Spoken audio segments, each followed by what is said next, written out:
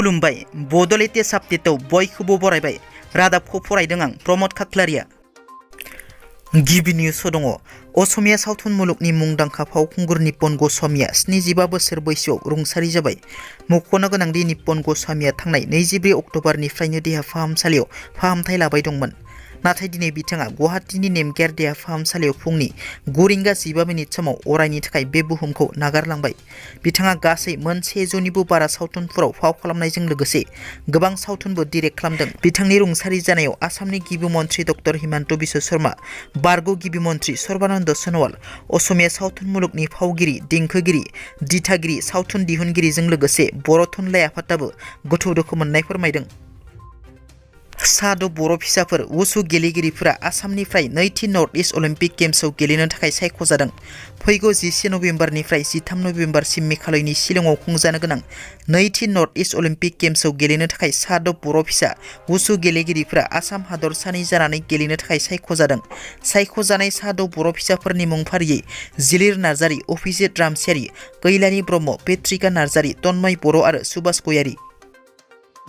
बाक्सा जिल्लानि सासे बर' आइजोआ आन्दायनानै दं। बे फट' नुनाय बर' आइजोआ आन्दायनानै दं।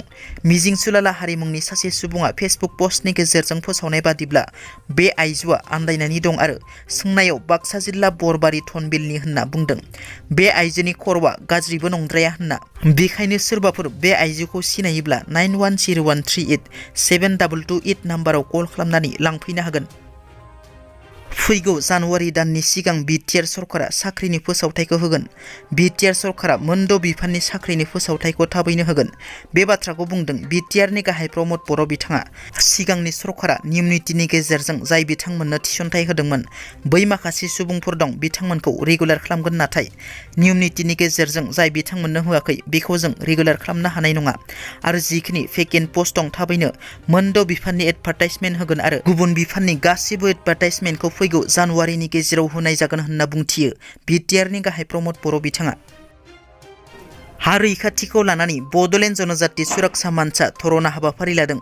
गाबोन 22 अक्ट'बर खालि सानजौफुनि 12 रिंगानिफ्राय बेलासिनि 3 रिंगासिम चिरां जिल्लानि योगा सेन्टार काजलगावआव बड'लेण्ड जनजाति सुरक्षा मन्चआ ट्राइबेल बेल्ट एन्ड ब्लकनि हा रैखाथि आरो हानि पाट्टा होनो दाबिखौ लानानै 3 घन्टा धरना हाबाफारि आखायाव लानाय जादों।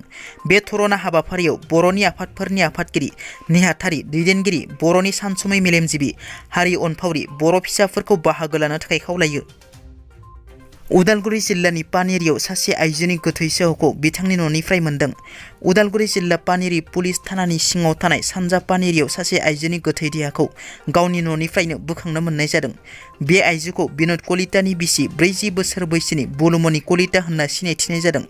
बे जाथायखौ खौरां मोननानै पानेरि पुलिसआ जाथायसालियाव नुजाथिहैनानै गोथै देहाखौ बोखाङो आरो नायबिजिरनायखौ जागायो। बे आइजोखौ सोरबा दुथांफोरा बुथारनानै गालांदों होनना सन्देह खालामनाय जादों, मानोना आइजोनि मोखाङाव जखम जानायनि नेरसोन दंमोन। दिनैनि रादाबा एसेनोसै। नोंथांमोना जुदि आंनि रादाबखौ खोनासंनानै मोजां मोनदोंब्ला अन्नानै लाइक, शेयार आरो साबस्क्राइब खालामनो दाबाव। गोजोन्थों।